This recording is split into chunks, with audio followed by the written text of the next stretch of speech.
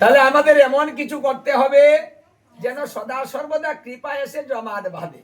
মানে কৃপা যত বাড়বে অপরাধ তত কমবে, অপরাধ যত কমবে শান্তি তত বাড়বে, আর শান্তি যখন বাড়বে ভজনটাও বাড়বে।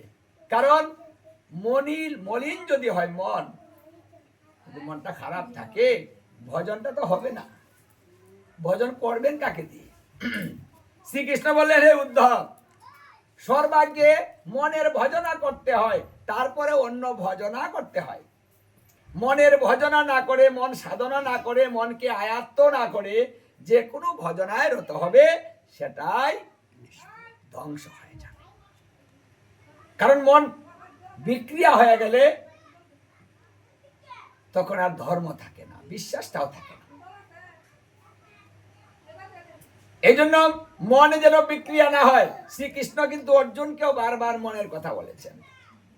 আবার ভাগবতের অন্তিম ভাগে একেবারে দ্বাদশ স্কন্ধের শেষে যখন শ্রীকৃষ্ণ লীলা সম্বরণ করে চলে যাবেন, ঠিক তখনও সেই মনের কথাটাই বলে গেলেন। বলে এদিকে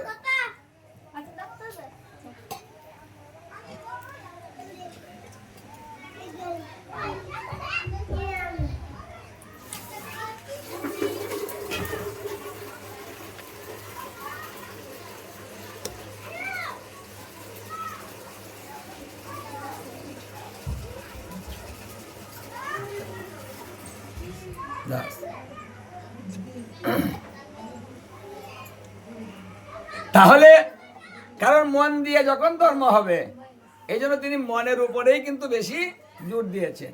এটা আমাদের শিক্ষা। হে উদ্ধব, তুমি জগৎকে বলে দিও, সবাইকে কথাটা বলে দিবে যে তারা যেন মন সাধনা করে। তাহলে মন সাধনা করতে হলে কি করতে হবে? এই কথাও শ্রীকৃষ্ণ অর্জুনকে গীতায় বলেছেন।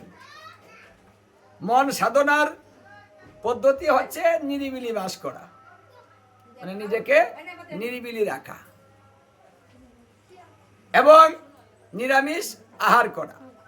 যে জিনিসগুলা সজীব, যে জিনিস মানে যে বস্তুটা ভগবানকে নিবেদন করা যায়, সেটাকে সেবা করতে বলেছে। নিরামিষ আহার করো, তাহলে নিরিবিলি বাস। কারণ নিরিবিলি বাস না হলে মন চঞ্চল তো হয়েই থাকবে। ওর কথা শুনবেন, ওর কথা শুনবেন, মন শুধু চঞ্চল হতেই থাকবে, হতেই থাকবে। আর মন চঞ্চল যত হতেই থাকবে, মন খারাপ ততই হতে থাকবে। কারণ মন হচ্ছে রাজা, সমস্ত ইন্দ্রিয়র রাজা। হ্যাঁ, ওই মনে যেদিকে যায়, ওই 10 ইন্দ্রিয় সেই দিকেই যায়। এই জন্য গীতা ভাগবত শুনতে আসবেন, কিন্তু সেটা যদি মন দিয়ে না শুনেন, আপনি ঘর থেকে বেরিয়ে সেটা ভুলে যাবেন।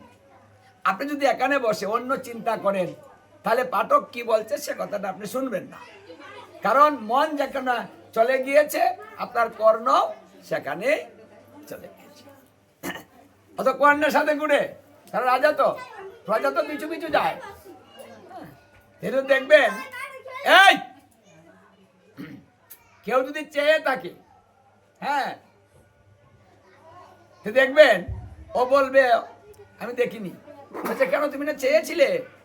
বলছে চেয়েছিলাম কিন্তু আমি দেখিনি। কেন?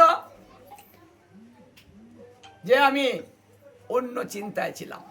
যারা অন্য চিন্তা করেন, দেখবেন এই স্থানের কথাটা আপনি বলতে পারবেন না, দেখে বুঝতে পারবেন না ওখানে কি হয়েছে, কে ছিল, ওটাই চিনবেন না। ঈশ্বরচন্দ্র বিদ্যাসাগরের মতো মন যেখানে ডুবিয়েছে আর কিছুই বলতে পারেনি। কাজ দিয়ে ট্রেন চলে গেল, তাও বলতে পারে না যে ট্রেনটা গেল কিনা। হ্যাঁ, কেউ জিজ্ঞাসা করেছে যে ট্রেন চলেছে, চলে গেল কি? সে বলেছে আমি তো খেয়াল করিনি। এত বড় ট্রেন গেল, কয়েক মাইল থেকে দূর থেকে শোনা যায়, আর আপনার কাজ দিয়ে গেল, আপনি বলতে পারেন না? বলছে না, আমি এই খেয়ালে ছিলাম না। তাহলে মনটা আমার এখানে ছিল না, মন ছিল না বিদায় আমি জানি না। এই জন্য ভজনের সর্বশ্রেষ্ঠ হচ্ছে এই মন। আর এই মন ভালো করতে হলে শুদ্ধ সাধুগুরু বৈষ্ণবের সঙ্গ করতে হবে। শুদ্ধ শুদ্ধ কেমন? যিনি নিষ্কিঞ্চন, যার অন্তরে বিষয় বাসনা নেই, সদা নির্মল থাকতে পারে এবং সবকিছু হজম করতে পারে। গীতায় বলেছে দুঃখ এবং কষ্ট ওটা আসবে, প্রত্যেকটা মানুষের জীবনে আসবে। সাধুগুরু বৈষ্ণব হলেও আসবে, মহাপুরুষ হলেও আসবে, ভগবানও যদি এখানে আসে তারও আসবে। কারণ এই পৃথিবীতে যে আসবে ওটা তাকে সইতে হবে। শ্রীকৃষ্ণ এসে কি সে জ্বালা ভোগ করেননি? বিরহ ভোগ করেননি? কি হানাহানি যুদ্ধে অংশগ্রহণ করতে হয়নি? রাধাকে ছেড়ে দিয়ে, সবাইকে ছেড়ে দিয়ে তাকে দূরে থাকতে হয়েছে। এই যে বিচ্ছেদ, ওটা কি সহ্য করতে হয়নি?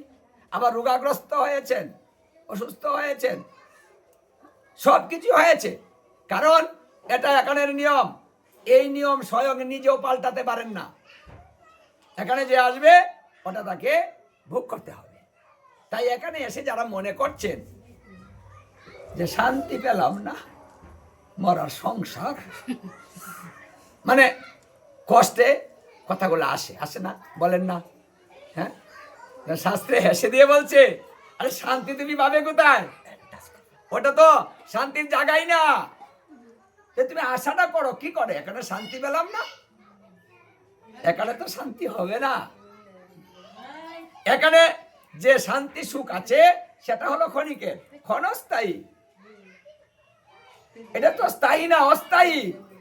মানে স্থায়ী সুখ আমরা যে পর্যন্ত ভগবত ধামে না যেতে পারবো, তার লীলায় অংশগ্রহণ করতে না পারবো, সেই পর্যন্তই কিন্তু আমাদের অশান্তি যাবে না। শান্তি হলো এখানে, এখানে নয়। এই অশান্তির মধ্যে থেকে শান্তিটাকে নিয়ে যেতে পারবেন এখান থেকে, আবার অন্য জায়গা থেকে নয়। জ্বালাও ভোগ করবেন, আবার শান্তিটাও এখান থেকেই নিতে হবে। এই জন্য যারা দুঃখে কষ্টে পড়ে, মানে ভগবানের কাছ থেকে দূরে সরে যান, ভক্ত সঙ্গের কাছ থেকে দূরে সরে যান, গীতা ভাগবত থেকে দূরে সরে যান, হ্যাঁ, বৈষ্ণব সেবা থেকে দূরে সরে যান, যে মনটা ভালো না, যাব না, ভালো লাগে না, সংসার, মরার সংসার, যান না, করবেন না। রাগ যতই উঠুক, ক্রোধ যতই হোক, মন যতই খারাপ হোক, সঙ্গটা পরিত্যাগ করবেন না। এখানে আসবেন, কারণ সাধু সঙ্গে যা পাবেন ভজন করে তা পাবেন না। কারণ ভজনটা কঠিন, সাধু সঙ্গটা সহজ। সাধু সঙ্গ সর্বশাস্ত্রে কয়, সবাই জানেন। বলছে লবমাত্র সাধু সঙ্গ সর্বসিদ্ধি হয়। তাহলে নেওয়ার সঙ্গে সঙ্গে সর্বসিদ্ধি হয়। আপনি ভজন করে তো সর্বসিদ্ধি করতে পারবেন না, ওটা সময় সাপেক্ষ, হবে কিনা নাও হতে পারে। কিন্তু সাধু সঙ্গেরটার কোনো মিস নেই, ওটা হবে। এটা অগ্নির মতো কাজ করে। অগ্নিকে জ্বালিয়ে দেন, যাই দিবেন পুড়ে যাবে, ও ছাড়বে না কাউকে।